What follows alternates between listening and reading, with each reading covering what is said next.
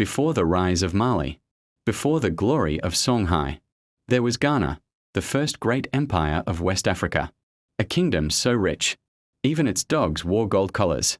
This is the story of the Empire of Ghana, the land of gold and trade, the rise of a golden kingdom. More than 1,000 years ago, between the Niger and Senegal rivers, a powerful kingdom began to rise. The people called it Ouagadougou, but the world would know it as Ghana, the land of gold. Ghana's power came not from conquest, but from trade. It stood at the crossroads of the trans-Saharan routes, where gold from the south met salt and goods from the north. Every caravan that passed through Ghana's land paid a tax, in gold, salt, or silver.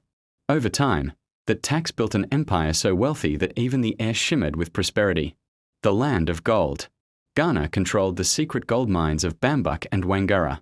Traders from Arabia and North Africa brought cloth, horses, and spices, and in return, they received pure African gold. According to ancient Arab writers, Ghana's markets were filled with gold dust, ivory, and iron. The king himself sat in a grand court, surrounded by gold, draped in fine silk, and guarded by soldiers carrying shields of brass. Even the dogs at the palace wore gold collars, a symbol of wealth unlike anything in the medieval world. The king and his people.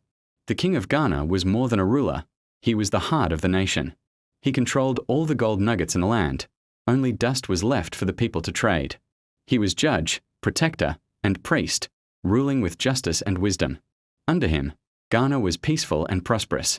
The empire was so organized that travelers said you could walk for days in safety beneath its golden sun. The fall of Ghana. But even golden empires can fade. By the 11th century, new powers rose around Ghana. The Almoravid warriors from North Africa invaded, bringing war and Islam.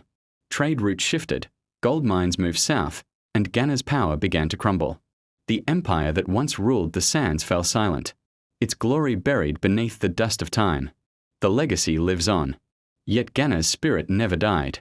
Centuries later, when Africa began to reclaim its identity, a new nation in West Africa took the name Ghana, a tribute to that ancient land of kings and gold. The Empire of Ghana proved that Africa's greatness was built on trade, knowledge, and power long before colonization ever began. A kingdom so rich that history still shines in its name. Move a camera, subscribe to Ancient Africa Tales, and rediscover the stories that built a continent.